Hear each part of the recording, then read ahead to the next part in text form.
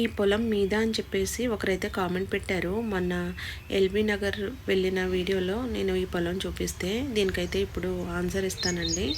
మేము ఎల్బీ నగర్లో ఇల్లు తీసుకున్నామని చెప్పేసి ఒక వీడియో అయితే పెట్టాను కదా, ఆ ఇంటికి వెళ్ళే దారిలో వస్తుందండి ఈ పొలం అయితేనే. ఈ పొలం నుంచి మా ఇల్లు అయితే 15 మినిట్సే టైం పడుతుంది. మేము అక్కడ ఇల్లు తీసుకుని అయితే 5 ఇయర్స్ అవుతుంది. అప్పటి నుంచి ఎప్పుడు ఎల్బీ నగర్ వెళ్ళినా కూడా ఈ పొలం చూడకుండా వెళ్ళమన్నమాట. అంత ఇష్టం మాకైతేని. పొలంలో స్పెషాలిటీ ఏంటంటే ఇక్కడ పండించే ప్రతి పంట కూడా ఆర్గానిక్గా పండిస్తారు. మేము చాలాసార్లు అయితే వెళ్ళామండి పొలం దగ్గర, కానీ ఒక్కసారి ఓనర్ అయితే కనిపించారనమాట. ఇక్కడ చాలా రకాల పంటలు అయితే పండిస్తారండి. ఇక్కడ ఎదురు కనిపిస్తుంది కదా, అదైతే వంగ తోట అనమాట. అసలు ఫుల్ ఆర్గానిక్ ఎలా తెలుస్తుందంటే మీరు ఖచ్చితంగా ఎలా చెప్పగలరు అనుకుంటారేమో, నేను చెప్పగలను. ఎందుకంటే ఎప్పుడైతే కెమికల్స్ అనేవి స్ప్రే చేస్తారో మొక్కల మీద, ఇప్పుడు ఈ మధ్య కాలంలో మీరు చెక్ చేసుకోండి, మనం మార్కెట్ నుంచి ఏ కూరగాయలు తెచ్చుకున్నా కూడా ఎక్కడ పుచ్చు పట్టింది కానీ పురుగు కానీ కనిపించదు. అది ఎందుకంటే ఫుల్గా కెమికల్స్ అయితే స్ప్రే చేస్తారు. అలాంటప్పుడు ఆ కెమికల్స్ ప్రభావం వల్ల పురుగు అయితే పట్టదన్నమాట.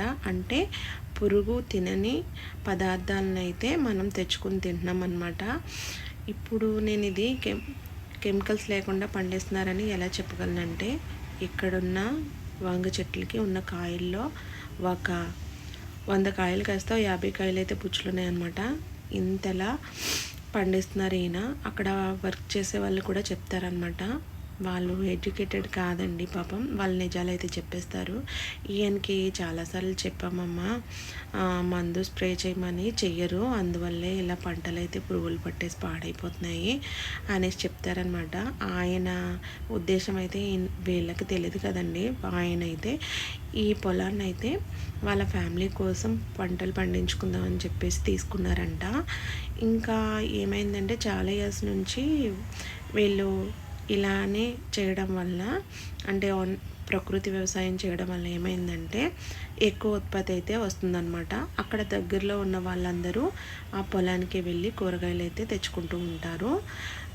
ఇక్కడ ఏంటంటే మనకి మార్కెట్లో దొరికిన దానికన్నా కిలో ఒక 10 రూపీస్ ఎక్కువ ఉంటుంది.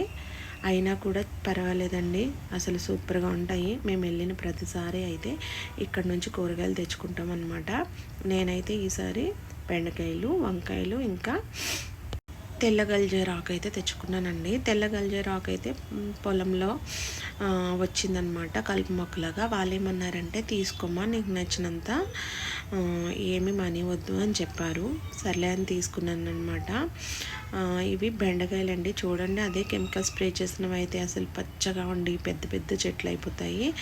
ఇవి చూడండి అసలు ఎలా ఉన్నాయో చెట్లు అయితేని.